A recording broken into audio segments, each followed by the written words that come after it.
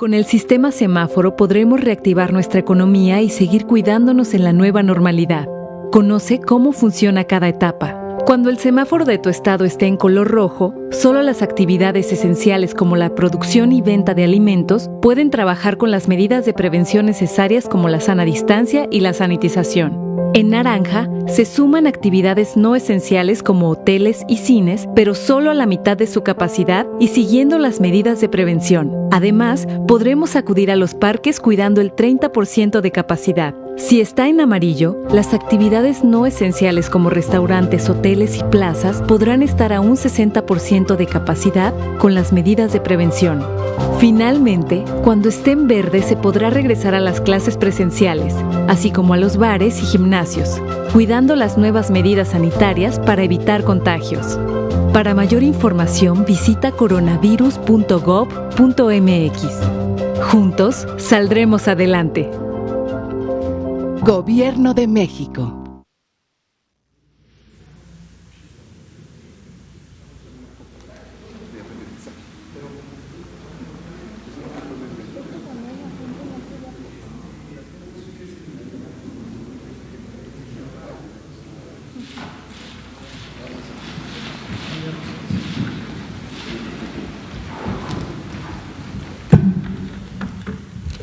Muy buenas noches.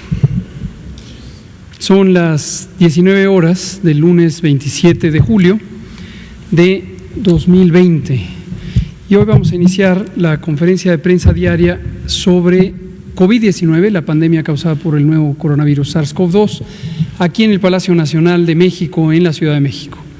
Hoy vamos a tener dos elementos en la presentación. Una es el informe técnico diario, que lo presentará el doctor José Luis Salomía.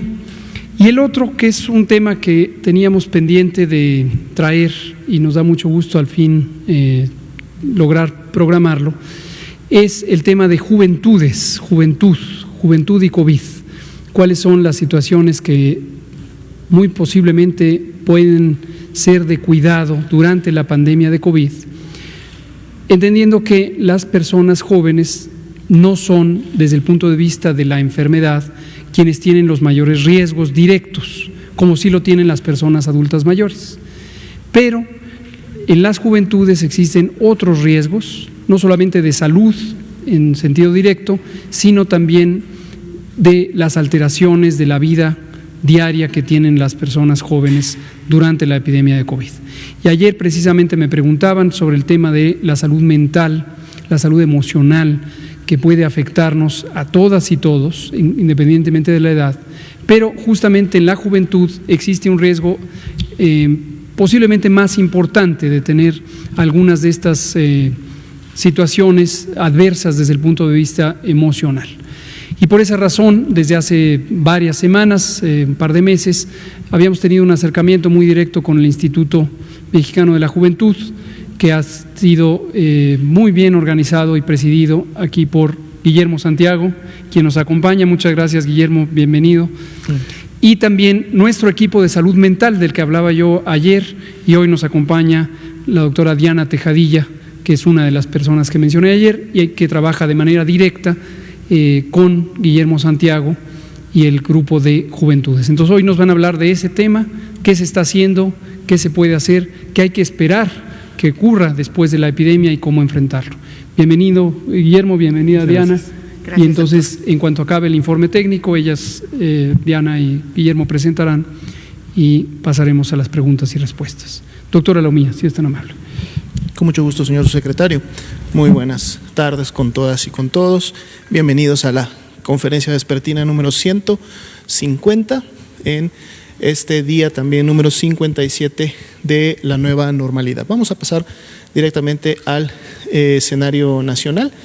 Pueden ver ustedes aquí cómo están distribuidas para cada una de las semanas epidemiológicas y ya un poco más de 924,000 personas que ingresaron a protocolo de estudio por ser clasificadas como casos sospechosos. En las barras de color café claro inferiores identifican ustedes aquellas que ya fueron confirmadas a la enfermedad y entre todas suman 395,489, pero también ven graficadas en el color lila oscuro a las personas que dieron negativo a esta prueba, que son 442.884.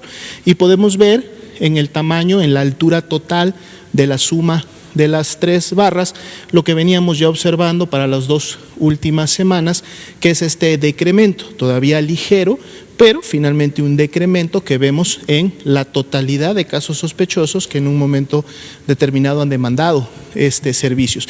Y por eso es importante también poder observar a las personas que han salido negativas, porque a lo mejor allá en casa pudieran estarse preguntando, bueno, ¿y por qué se grafican a las personas que salieron negativas y finalmente solo los confirmados son los que están teniendo COVID? Sí, pero recordemos que en México no se necesita de una prueba confirmatoria o salir positivo a un resultado para poder acceder a la atención médica. La atención médica se da a todas aquellas personas que presentan signos y síntomas sospechosos de COVID. Por lo tanto, todas esas personas que están en color lila también recibieron atención médica en una unidad de primer nivel, o más importante aún, también estuvieron hospitalizadas, a pesar de que fueron negativas a la prueba, porque esa es la manera como en México se atiende a la enfermedad. Veamos la siguiente diapositiva. Vamos a ver ahora los casos estimados, recordando que los estimados son todos los casos confirmados, a los cuales le sumamos aquellos que tienen aún pendiente un resultado de laboratorio de acuerdo al porcentaje de positividad de cada una de las semanas epidemiológicas. Algo que ya hacía notar ayer por la noche el señor subsecretario era precisamente que ahora tenemos ya 2 semanas de una disminución. Es un decremento todavía pequeño, recordando que estamos en esta gráfica viendo la sumatoria de lo que está sucediendo en las 32 entidades federativas. Por lo tanto, significa que hay entidades federativas que tienen decrementos más importantes, de mayor intensidad en las últimas semanas, pero hay otras que todavía están en su fase de crecimiento, como lo vamos a ver precisamente en el escenario local.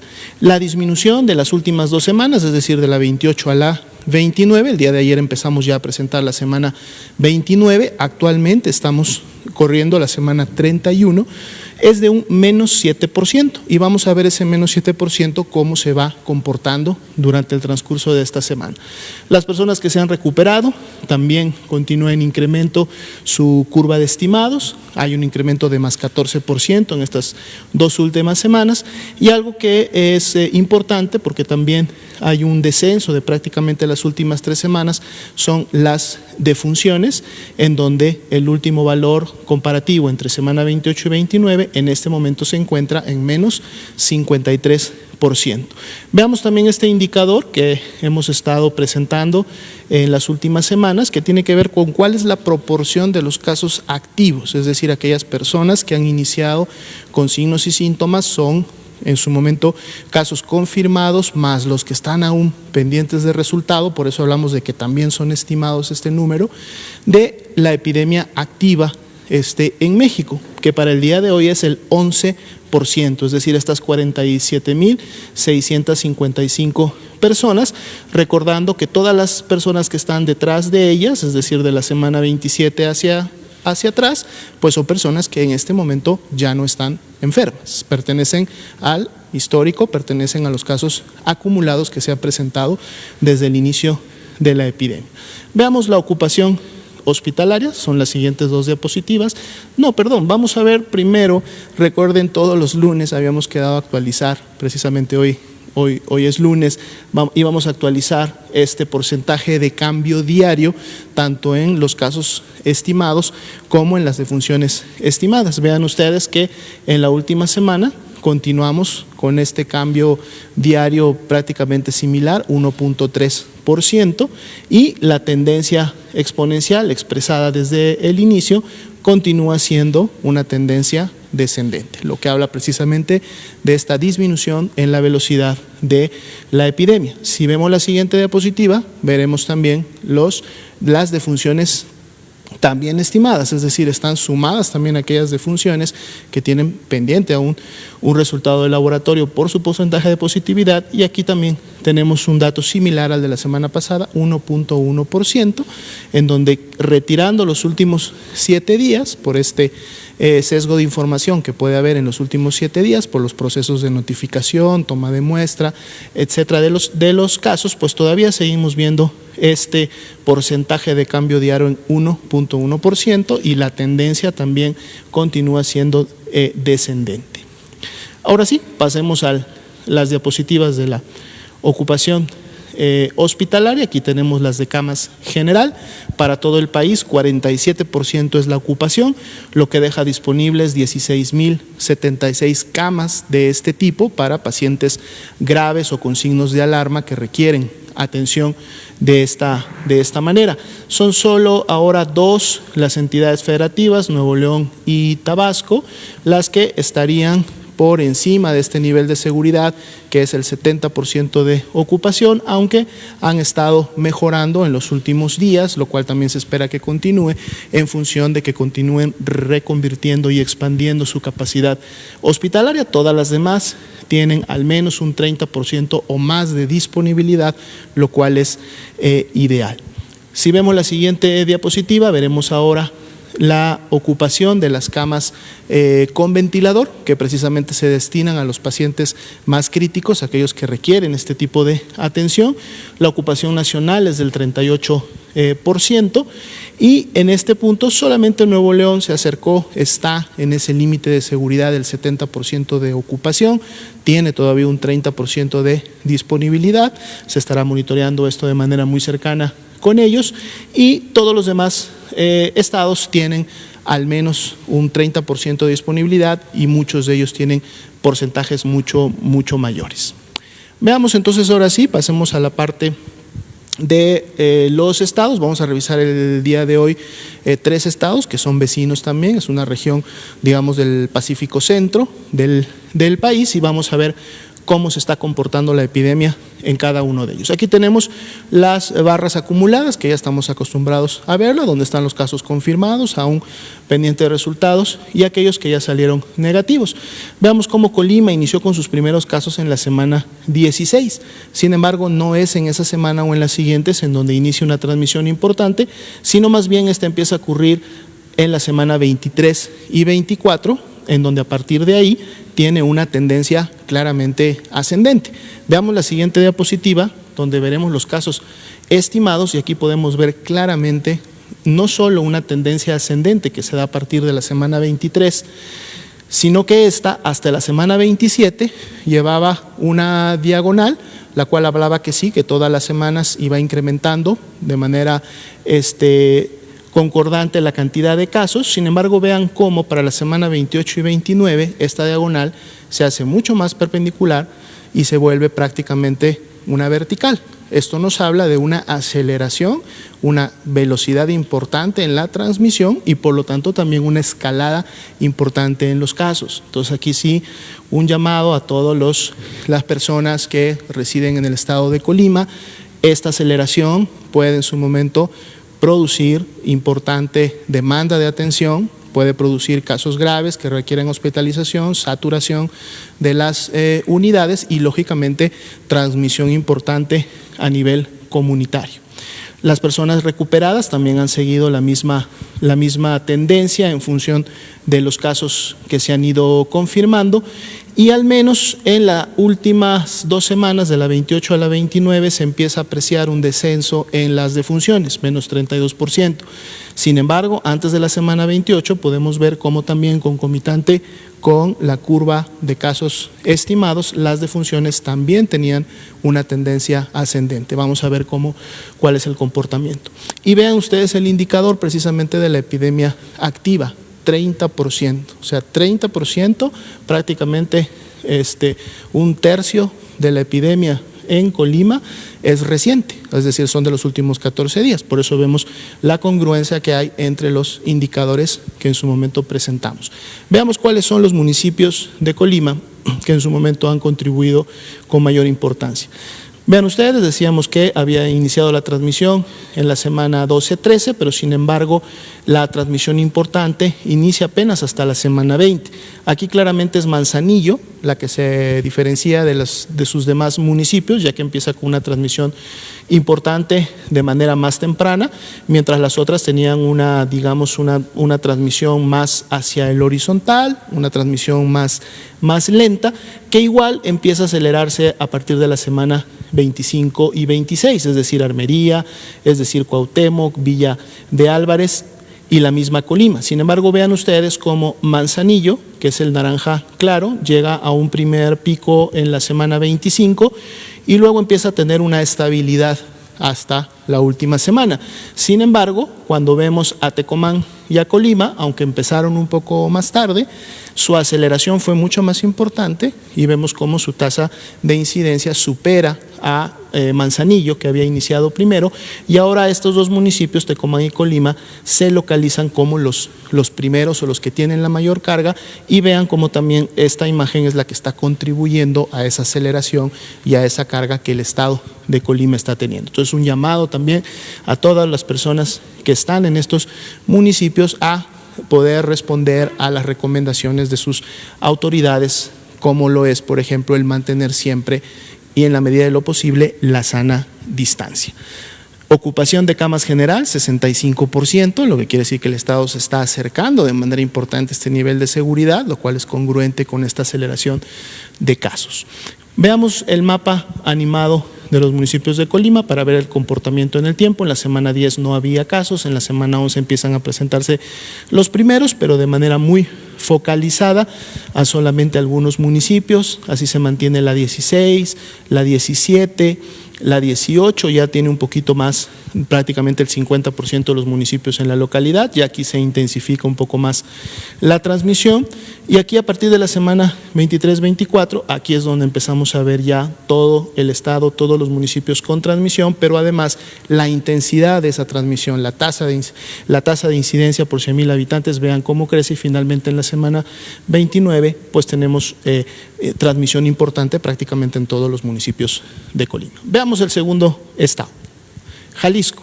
Jalisco inició con sus primeros casos entre la semana 15 y 16, vemos también una transmisión, una curva que va hasta la semana 20-21, todavía con cierta velocidad media, digamos, o baja, pero ya a partir de la semana 22 y para la 23 vemos cómo esto se incrementa. Podemos ver prácticamente una primera intensidad en la semana 23, donde llega, digamos, un primer pico de la totalidad de los casos. Parecía que de la semana a la 24 a la 26 esta tendencia empezaba a ser descendente y que empezaba a evidenciarse control de la epidemia. Sin embargo, vean cómo ustedes como en la semana 27 y 28 y 29 esta tendencia nuevamente se revierte y otra vez va para la alza. Veamos la siguiente diapositiva, vamos a verlo más claro con los casos estimados. Aquí está precisamente. Vean una aceleración importante que se produce a partir de la semana 20, prácticamente una curva bastante vertical. Llega a un primer pico en la semana 24 y 25, donde hace una meseta, una pequeña caída, pero luego en la semana 27 inicia nuevamente una aceleración importante y para la semana 29 continúa una tendencia ascendente, siendo de más 6% la diferencial entre la semana 28 y 29. Entonces también es un llamado importante a la población de Jalisco, porque esto es un riesgo que en un momento esta tendencia pueda seguir incrementándose y tengamos muchos casos en su momento que atender en Jalisco. La curva de personas recuperadas, vean cómo sigue un poco la imagen de la curva de casos estimados, más 17% para la última semana, y la tendencia ascendente que se tenía hasta la semana 27 de las defunciones, al menos en las últimas 2 semanas se ve un descenso con un menos 56% para las primeras 2.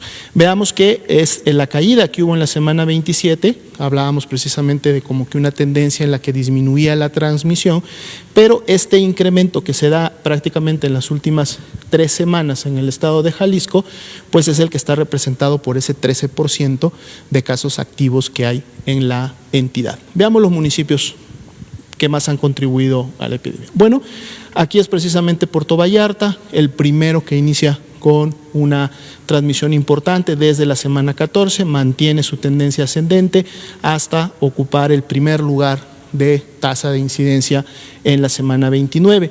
Prácticamente tuvo un comportamiento similar Guadalajara, aunque Guadalajara empezó un poco más lento, es hasta la semana 21 donde empieza este incremento y prácticamente una meseta de la 23 a la 28, pero luego de la 28 a la 29 nuevamente Guadalajara empieza a evidenciar indicios de un incremento.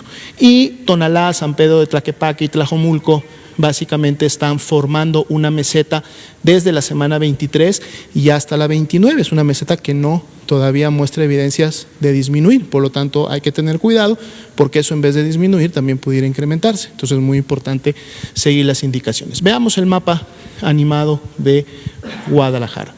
Aquí está, la semana 10, inicia normalmente en los municipios capitales de las entidades. Semana 12 empieza a haber un poco de dispersión en diferentes áreas del estado. Los primeros municipios que iniciaron se mantienen siempre con transmisión importante, aquí empieza a haber un poco más de intensidad en algunos municipios, aunque todavía está distribuido. Ya para la semana 22 y 23 vemos que más municipios están presentando transmisión y además con mayores intensidades. 28 y semana 29, pues prácticamente el 70% de los municipios de la entidad tienen ya transmisión en la semana 29. Veamos el último estado de esta noche, es precisamente Nayarit, también con un inicio digamos que temprano de su epidemia, 14-15, sin embargo una aceleración que la vemos a partir de la semana 22 y que prácticamente no ha parado desde que inició. Veamos la siguiente diapositiva para verlo más claramente, que es la curva de casos estimados. La siguiente diapositiva, aquí la tenemos. Veamos cómo esta diagonal, aunque no tenemos aceleraciones, es decir, no tenemos curvas que hayan llegado más bien a una verticalidad como tal, pero sí tenemos una diagonal constante que no ha parado desde que inició la transmisión y que empieza ya a visorar una pequeña meseta o lo que podría significar un primer pico entre la semana 28 y 29 para Nayarit, inclusive con una disminución de menos el 1%. Las personas recuperadas han seguido el mismo patrón, incrementos de más 16%, y las defunciones se han mantenido prácticamente estables en las últimas semanas, aunque con una reducción en la última, con menos 40%. Veamos que los casos activos representan el 17%, por lo tanto hay una buena actividad todavía en el estado de Nayarit. Veamos los municipios que han contribuido a la transmisión. Aquí vemos prácticamente todos ellos con un poco más o menos de intensidad, han seguido un poco este patrón, ¿no? Ascendente, pero una ascendencia digamos no tan rápida, no a gran velocidad, pero que se ha mantenido durante todas las semanas. El que tiene la mayor tasa de incidencia en la semana 29 y prácticamente la ha tenido durante todas las semanas previas es precisamente Tepic, seguido básicamente de Bahía de Banderas, aunque Bahía de Banderas ha disminuido su transmisión en las últimas semanas, teniendo más bien una meseta, y siendo Xalisco y Santiago Escuintla los que en las últimas semanas han continuado con esta tendencia ascendente, aunque así todavía Compostela y San Blas no se podría decir que hay la evidencia de un control, porque todavía hay cierta tendencia a la ascendencia. Por lo tanto, todos contribuyen a esta ascendencia que tiene el estado en total. Veamos la última diapositiva, que es el mapa animado de Nayarit. Empieza Tepic, normalmente los municipios capitales inician con la transmisión, luego esta se va dispersando.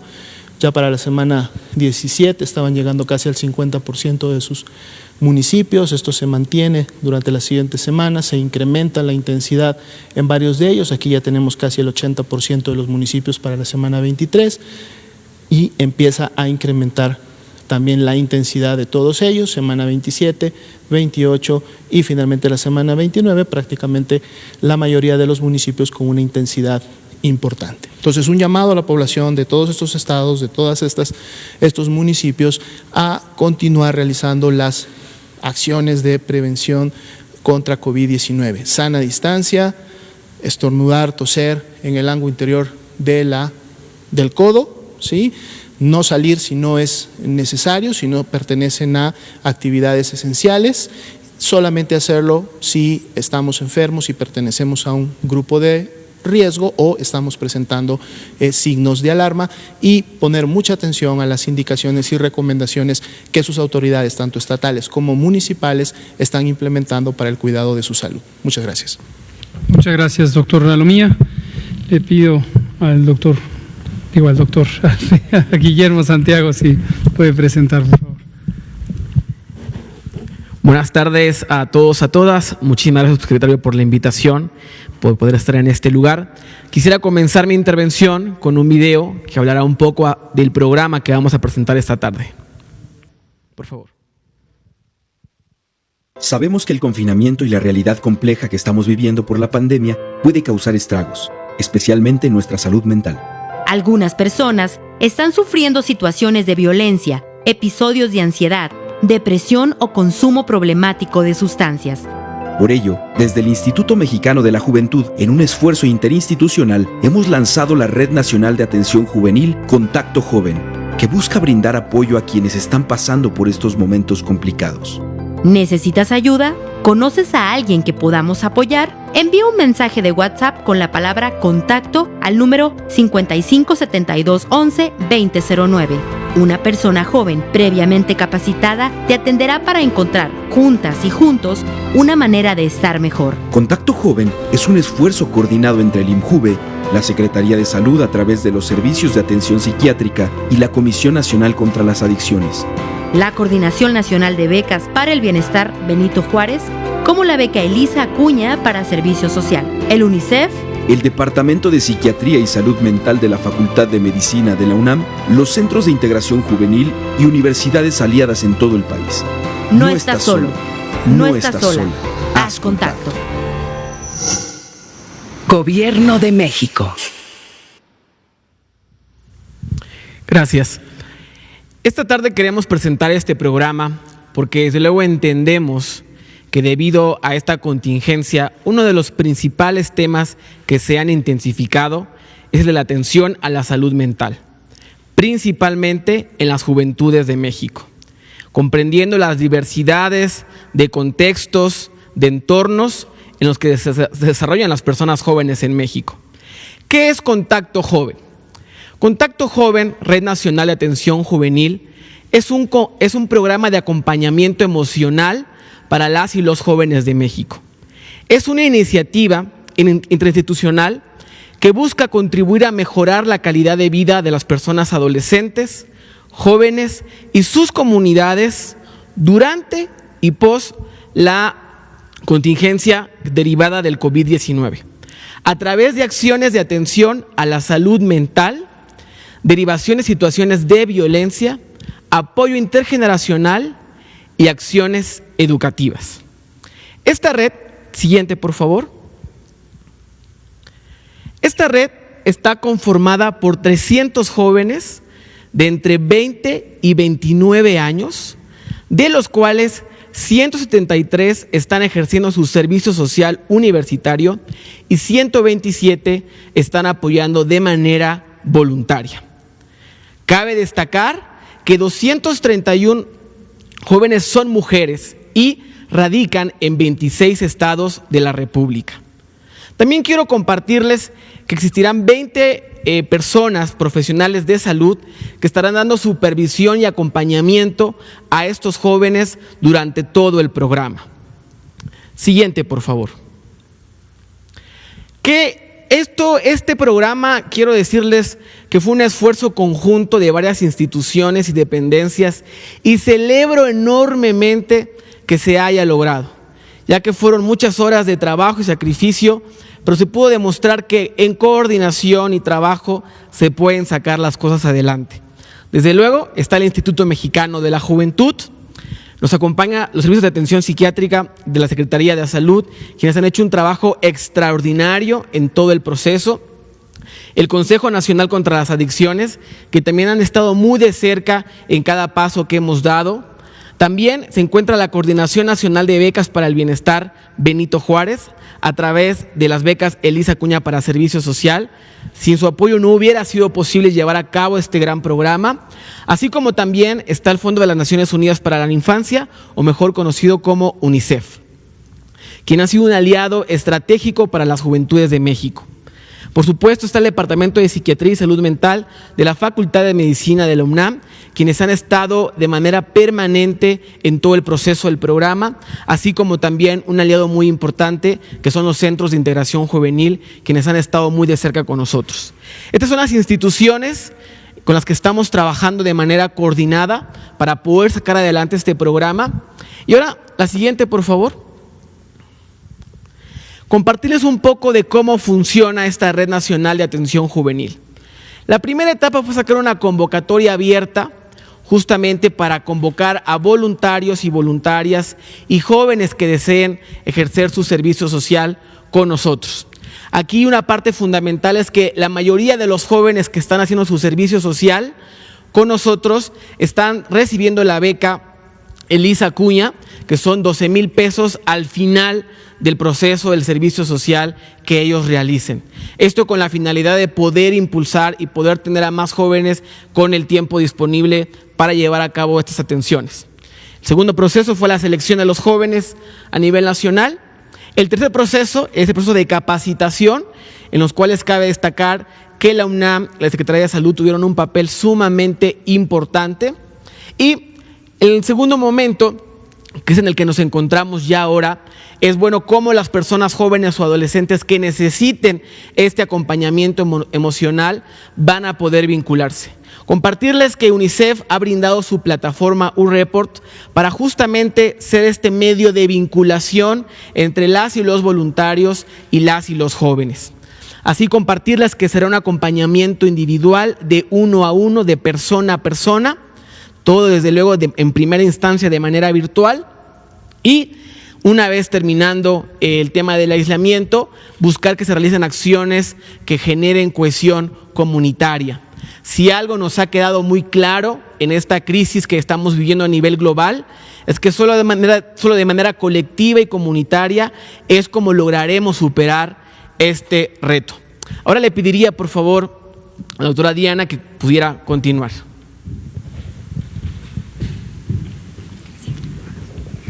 Bueno, pues buenas noches a todos, doctor López-Gatell, doctora Lumía, con su permiso.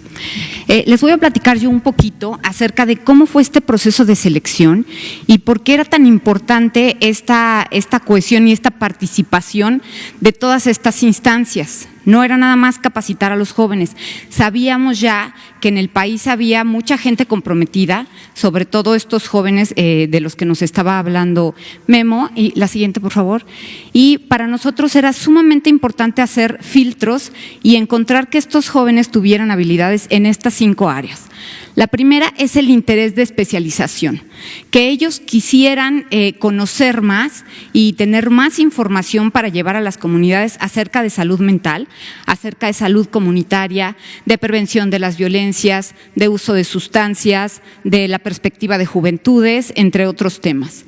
Además, a nivel académico, cuidamos muy bien que estos jóvenes tuvieran un perfil de los que estuvieran estudiando los últimos semestres de las carreras de psicología social, de enfermería, de salud pública.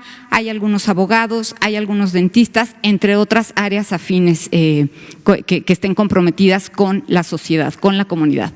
A nivel técnico, tenían que saber acerca de entrevista dirigida, porque no es simplemente dar un consejo o no es simplemente escuchar a una persona y decirle qué es lo que yo creo que podría hacer. No, tenían que saber de estos temas, que es la entrevista dirigida, intervención en crisis, saber en qué momento tenían que referir a estas personas y también tenían que saber acerca de cómo desarrollar contenidos psicoeducativos en materia de salud mental y de comunidades. Un área más es la social. Esta es de las más importantes, todas son importantes, pero esta es crucial porque esta implica ya el contacto directo con la gente. Tienen que tener un compromiso con el trabajo comunitario. Además, tienen que saber acerca de situaciones vulnerables o situaciones por las que pasan grupos vulnerables en la sociedad y conocer un poco de esto, haber tenido experiencia. También tienen que saber acerca de la reconstrucción del tejido social, qué acciones se llevan a cabo en la sociedad para que podamos reconstruir con lo que tenemos en la comunidad que tenemos, poniéndonos de acuerdo, nuestro tejido social. Y otras fortalezas emocionales para poder conectar, para poder interactuar con la gente. Como empatía o de pronto saber escuchar, saber en qué momento pueden referir y cómo es que deben de referir. A nivel tecnológico eran habilidades básicas de la computadora, que tuvieran un teléfono inteligente y que pudieran justamente contar con internet. La siguiente, por favor. Estos jóvenes, una vez que ya se hizo el perfil, es importante recalcar aquí que un grupo de especialistas en salud mental de estas instituciones que nos mencionaban hace un momentito, hicieron un gran trabajo para poder hacer este reclutamiento y para poder dar la capacitación de 75 horas, así como para dar la supervisión que actualmente están dando a través de la, digamos que el contacto, casi todo el tiempo, constante, y de la plataforma de UNICEF. Los temas en los que se capacitó a estos jóvenes fue salud mental, primeros auxilios psicológicos, intervención en crisis, en general trabajo con personas que puedan tener estrés, intervención psicosocial, autocuidado y desarrollo de materiales psicoeducativos. Todo el tiempo estos jóvenes tienen el acceso y tienen la posibilidad de seguir capacitándose, porque como ustedes sabrán, una de los intereses primordiales de estas dependencias es que justamente la gente pueda recibir capacitación y pueda mejorar para ayudar enseguida, después de que obtienen estos conocimientos, a la comunidad. La siguiente, por favor. Así pues, una vez que ya se tenían los jóvenes capacitados, que ya estaban todos comprometidos, que estaban felices por haber pasado todo el proceso de la convocatoria, se les asignó a 2 grupos. Ahorita los jóvenes pueden atender y pueden ayudar en 2 modalidades diferentes. La primera, que es vía WhatsApp. Mandan un mensaje por WhatsApp con la palabra contacto al número que ya se puso en la pantalla. Y el segundo es el grupo de jóvenes que están desarrollando materiales psicoeducativos para poder fortalecer estas intervenciones que se dan. La siguiente, por favor. Así pues, este programa no es solamente un programa X que va a terminar. Dado que hemos encontrado un gran compromiso por la juventud en este país para mejorar en todos los aspectos posibles, a lo mejor muchas veces no saben cómo hacerlo. Este proyecto es solamente una fase de implementación de algo que seguramente va a continuar, porque es una necesidad que existe en nuestro país y que finalmente los jóvenes están tomando. Los jóvenes se están comprometiendo para poder atender a sus pares, para poder hacer algo en su comunidad, para poder llevar a cabo algo que realmente sí pueden hacer y que está en su control. Entonces, los invito a que contacten, válgame la redundancia, Contacto Joven, y estamos a sus órdenes. Gracias.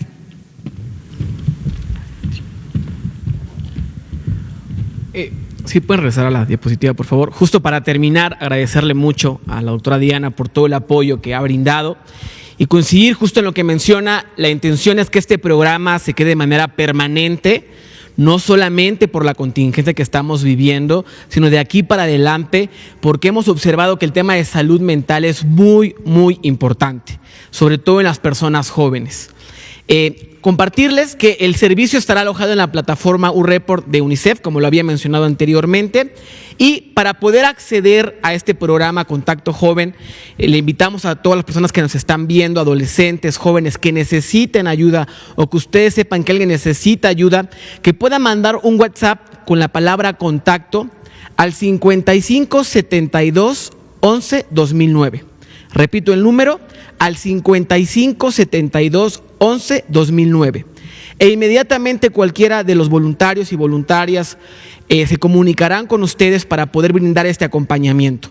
Los horarios de atención son de 10 de la mañana a 2 de la tarde y de 4 de la tarde a 8 de la noche.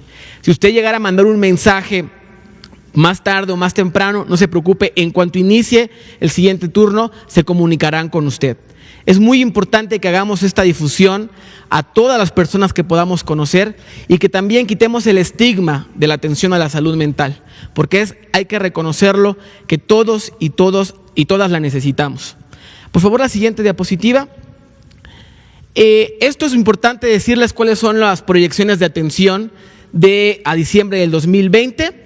Primero son 300 personas jóvenes capacitadas justamente en ese tema, como bien lo mencionaba la doctora. Su capacitación será permanente para que puedan seguir atendiendo a más personas jóvenes y adolescentes. La atención prioritaria, adolescencias y juventudes. Algo muy importante, estamos estimando atender alrededor de 10,000 personas jóvenes y adolescentes hasta diciembre del 2020. También compartirles que habrán 45,000 horas de atención o seguimiento a través de la plataforma, así como también 100 materiales psicoeducativos producidos, y proponemos alcanzar a más de 20,000 personas a través de las plataformas de las redes sociales. Decirles a todas las juventudes del país que no están solos, que no están solas, hay que hacer contacto. Muchas gracias. Muchas gracias. Le agradecemos entonces al licenciado Guillermo Rafael Santiago Rodríguez, director general del Instituto Mexicano de la Juventud, y a la doctora Diana Iris Tejadilla Orozco, quien es directora de Normatividad y Coordinación Institucional en el Secretariado Técnico del Consejo Nacional de Salud Mental. Antes de pasar a preguntas, quisiera destacar la importancia de este trabajo coordinado, que lo decíamos ayer con respecto a la pregunta precisamente sobre la salud mental. Las instituciones tienen sus propias reglas, sus propios mandatos, sus propias misiones legalmente establecidas, y frecuentemente se encuentra uno que la realidad es más compleja que las previsiones que se tienen respecto a las atribuciones institucionales. Y la oportunidad de tener este trabajo cruzado, colegiado, colaborativo con otras dependencias es extraordinariamente valiosa si uno quiere hacer realidad las acciones y que no sean simplemente un librito, un programa, una idea general.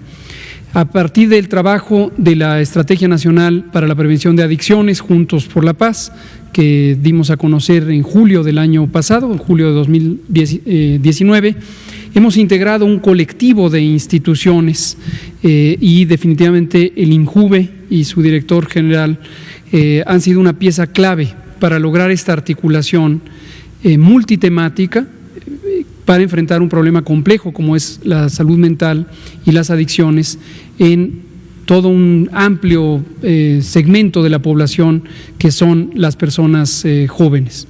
Y la vitalidad que tiene el trabajo que hace INJUVE, desde luego la visión y la experiencia de la doctora Tejadilla, la doctora Lorena Rodríguez Bores, secretaria técnica del Consejo, la doctora Evalinda Barrón, Gadi Sabiki, los colegas que hemos mencionado, Juan Manuel Quijada, que coordina el proyecto CONASAMA, la Comisión Nacional de Salud Mental y Adicciones, junto con las otras entidades que hoy no menciono, pero que están presentes, nos ha permitido tener este trabajo muy fluido y muy articulado.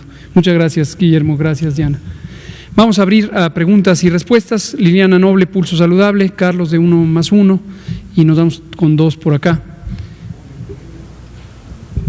Gracias, buenas noches. Liliana Noble de Pulso Saludable. Para sus dos invitados, no sé cuál de los dos me quisiera contestar, me gustaría saber cuáles son las situaciones más comunes por las que las y los jóvenes se han comunicado a esta línea de contacto. Y mi segunda pregunta, no sé si me la quiera contestar el doctor Alomía o el doctor Gatell. Quisiera saber si la carga viral que adquiere del virus SARS-CoV-2 un individuo va a determinar la gravedad de la respuesta, y esto aunado a las comorbilidades del paciente hace que se haga más letal esto en el individuo, la enfermedad de la COVID. Gracias. Gracias. Adelante. Gracias, muchas gracias. Pues si bien lo que hemos observado es que la principal causa por la que ya se han comunicado ha sido por el tema del estrés. Justo el tema del aislamiento ha profundizado esta situación, y seguido del estrés el tema de la depresión. A veces las relaciones dentro de la familia no son las más sanas posibles, y si de por sí habían conflictos, algunos se han intensificado aún más.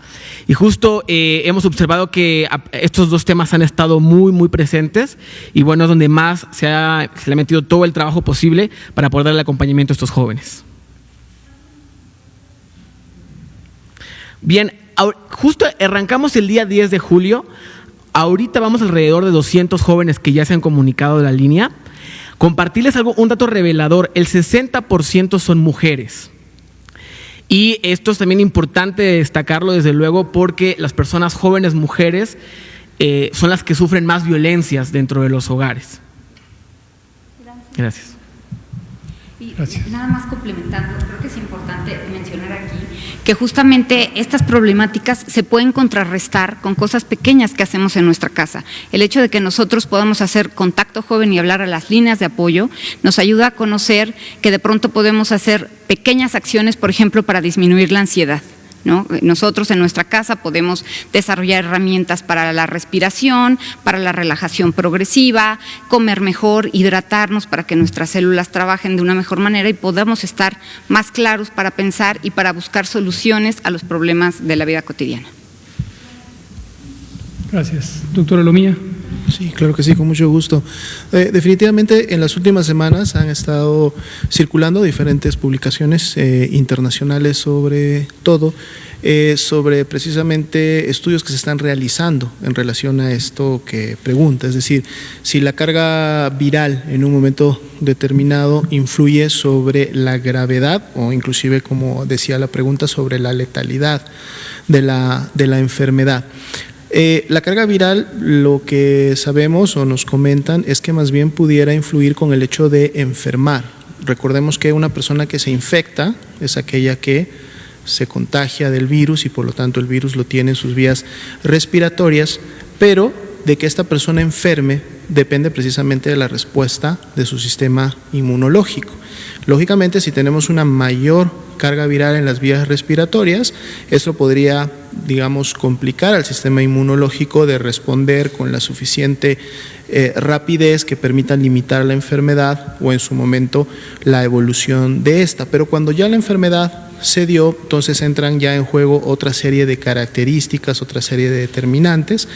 Hemos mencionado en muchas ocasiones precisamente los grupos vulnerables o personas de riesgo, que independientemente de la carga viral, realmente es la baja respuesta de su sistema inmunológico la que realmente ocasiona que la gravedad de la enfermedad sea mayor y que lógicamente esta gravedad pueda llevar en su momento a un fallecimiento, ¿no? Igual puede haber una carga viral importante, pero si la persona tiene un sistema inmunológico competente y no tiene factores de riesgo, muy probablemente va a responder y va a impedir que la persona enferme, o si lo hace, que lo haga solamente con signos y síntomas muy leves. Pero vamos a estar atentos para ver la evolución de las diferentes investigaciones y posicionamientos para esto si finalmente tuviera realmente algún peso. No pareciera en este momento, no para la gravedad, no para la letalidad, en donde más bien juegan muchos otros factores diferentes.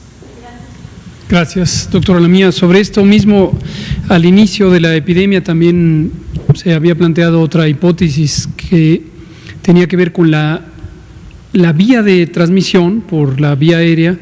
Tienen los componentes que hemos comentado, están las gotas, las gotículas y los aerosoles, y en algún momento se ha planteado, no se ha descartado, pero tampoco se ha podido comprobar que la inoculación a través de aerosoles, por ser partículas microscópicas mucho más pequeñas, podría llegar a segmentos más bajos del tracto respiratorio, los bronquios, los bronquios secundarios, y que eso podría dar lugar a una mayor probabilidad de tener la forma pulmonar, que es la forma grave, a diferencia de quien pudiera haberse infectado a partir de gotas de mayor tamaño que no viajan hasta los segmentos más pequeños del árbol respiratorio y que podrían tener con mayor frecuencia la forma leve con los síntomas propios de la inflamación del tracto superior del aparato respiratorio.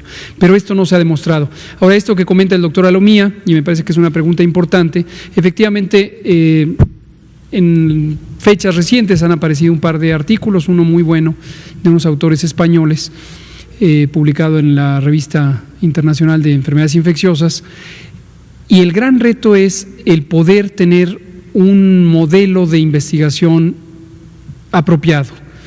Obviamente, por razones éticas fuera de toda discusión, no se pueden hacer estudios experimentales con este tipo de situaciones.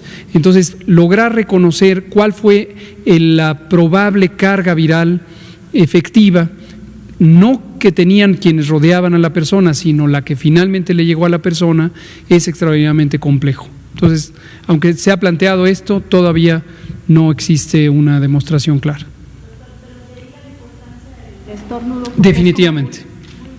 Con mucha velocidad, ¿no? Sí, definitivamente en términos generales es consistente con la teoría de la transmisión de las enfermedades respiratorias. El proteger el estornudo con el ángulo del codo o con un pañuelo, el propio uso de cubrebocas, particularmente en los espacios cerrados en donde no se puede conservar la sana distancia, es un elemento que puede ayudar en retener las partículas líquidas que son las que tienen el virus, ya sea en aerosol o en gotas y gotículas, a partir de el aparato respiratorio de quien está infectado. Y por eso son medidas útiles que deben complementarse. Hoy decía en la conferencia de prensa, hoy o ayer, el director general de la OMS, el doctor Tedros Ghebreyesus, la importancia de no dejar sola cada medida. Lo que él habla es de este paquete de medidas de una prevención combinada, como se utiliza en otras enfermedades infecciosas. Hay que tener todos los elementos de la prevención combinada. Entonces, la sana distancia, lavarse las manos, proteger el estornudo, el cubrebocas, quedarse en casa, todo junto puede hacer una mayor capacidad de prevención. Muchas gracias. Carlos, de 1+1, por favor, Carlos Hernández, si nos pasamos. Gracias. Buenas noches, doctor Gatell, buenas noches, doctora Alomía, y buenas noches, invitados. Mi pregunta es en torno a lo siguiente. Hace una semana, en el cual se revisó la Ciudad de México, se hablaba respecto a que estaban bajando los contagios. Sin embargo, durante el transcurso de la semana, la jefa de gobierno, la doctora Claudia Sheinbaum, habla con preocupación al respecto de que los contagios continúan en la Ciudad de México. Está preocupada por esta situación. Se han tomado medidas en el sentido de incluso especificar 36 colonias en color rojo, ¿sí?, poniendo las medidas adecuadas para poder aislarlas, para poder tomar medidas muy radicales ante esta situación. La pregunta va en torno a lo siguiente: ¿se corre el riesgo de que la Ciudad de México pueda estar nuevamente en semáforo rojo? ¿Qué hay al respecto del aumento de los contagios? ¿Cómo se puede atender esta situación? Es eso. Con mucho gusto. También ayer hablábamos del caso particular de la Ciudad de México. Estamos junto con la doctora Sheinbaum. Definitivamente, si ella está preocupada, nosotros también estamos preocupados. Trabajamos esto juntos y no solo con el gobierno de la Ciudad de México, también con los otros 31 gobiernos estatales. Hoy tuvimos una muy productiva videoconferencia nuevamente con el gobernador Carreras, quien es el presidente de CONAGO, el gobernador de San Luis Potosí, y el gobernador Mauricio Vila, quien es presidente de la Comisión de Salud de la Conferencia Nacional de Gobernadores. Y continuamos abordando este tipo de cosas. En todo momento, todas y todos tenemos que tener claro que no existe certezas porque es un fenómeno nuevo. Hay cosas que se pueden predecir con cierto grado de incertidumbre, hay situaciones que se pueden anticipar dada la teoría de las enfermedades infecciosas, la teoría de la epidemiología de las enfermedades infecciosas, pero los detalles específicos de cuándo, dónde, cómo, por qué se va a presentar un repunte de la epidemia dependen de un fenómeno muy complejo que es el comportamiento social. Y hemos dicho también múltiples veces que el comportamiento social no es solamente la suma de los individuos, sino que se vuelve más complejo cuando interactúan los individuos entre sí, cuando tienen un sitio de trabajo, cuando tienen necesidades económicas y sociales, cuando tienen cambios en el estado de ánimo, en la salud mental. Es decir, es algo sumamente complejo.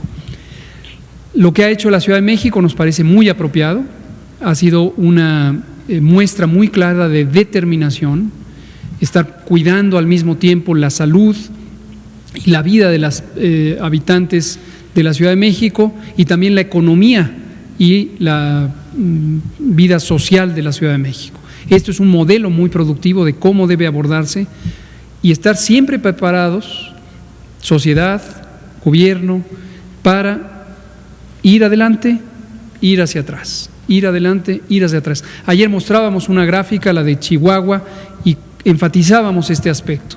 Es completamente esperable que cuando viene el desconfinamiento haya repuntes y hay que tomar decisiones y, donde se requiere, disminuir la movilidad. Esto podría ser que llegue a que en algunas entidades se pasen a semáforos rojos. Ya ha ocurrido en el semáforo más reciente, varios estados pasaron a rojo, habiendo estado en naranja.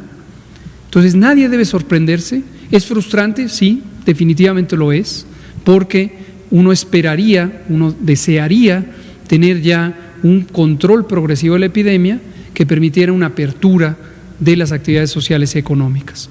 Pero no es así, no lo ha sido así en ninguna parte del mundo, no tendría por qué ser diferente en México. Y en cada entidad federativa vamos a estar viendo este patrón en donde se desconfina, se abren las actividades, se puede presentar un repunte y hay que tomar decisiones y tienen que ser además muy oportunas, no pueden posponerse. Las decisiones que está tomando la jefa de gobierno nos parecen sumamente apropiadas, oportunas, decididas. Y entonces eso va a llevar a que disminuya la transmisión, se reduzca nuevamente la tasa de contagios y una vez que empiece a bajar, se puede volver a abrir. Así es como tiene que manejarse la epidemia. Gracias, Carlos. Fernanda. No, usted, colega, por favor.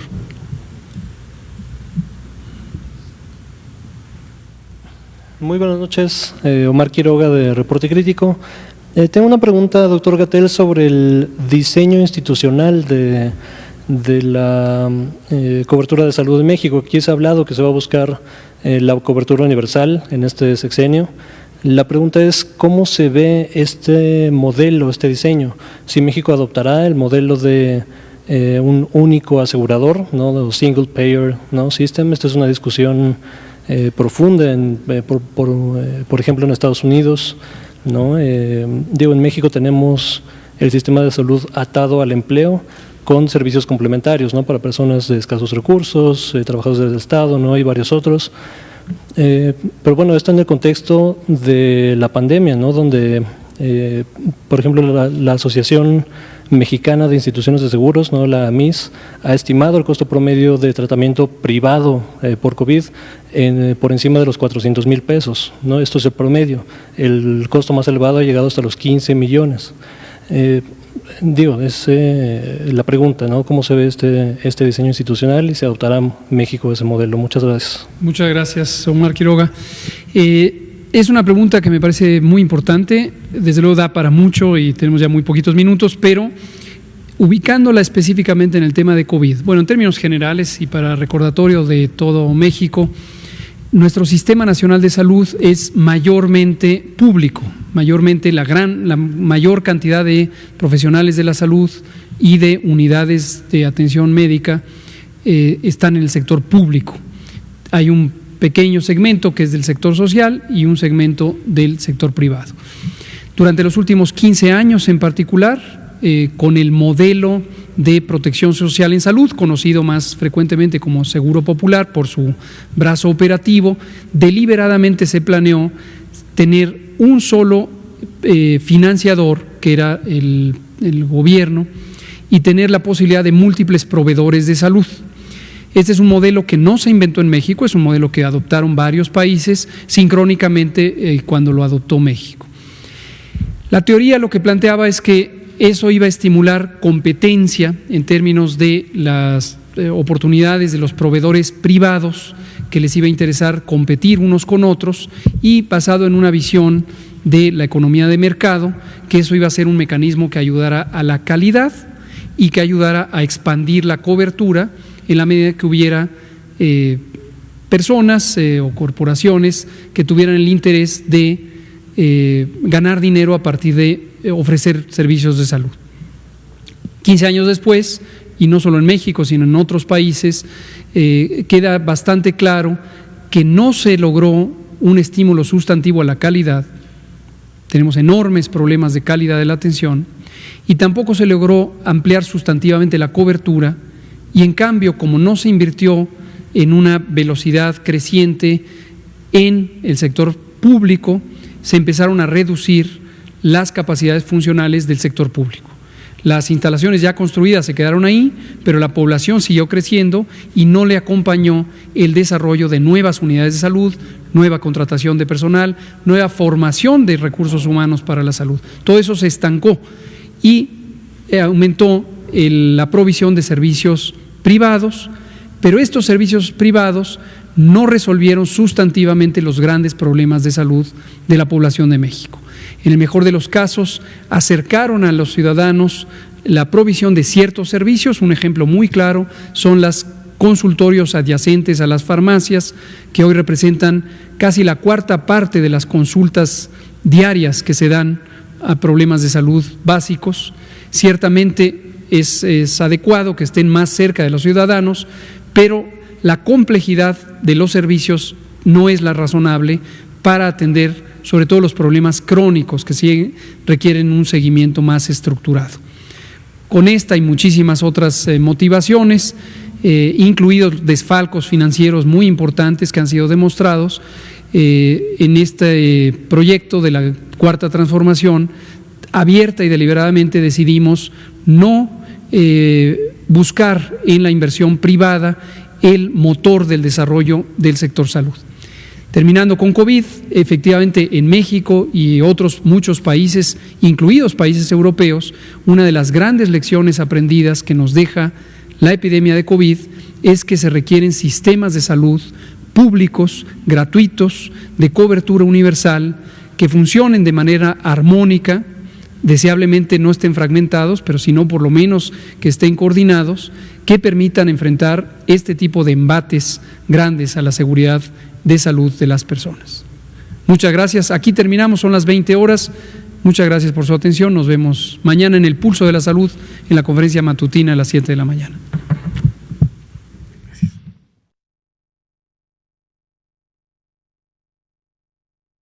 Los mexicanos somos como las montañas de nuestro país. Nos levantamos sobre la tierra cuando parece que no hay camino. Como los ríos, somos una corriente que nada ni nadie puede detener. Y como los volcanes, tenemos el corazón de fuego. Por eso, cuando el mal tiempo pase, seguiremos de pie, demostrando las veces que sean necesarias que nada nos detiene. Gobierno de México.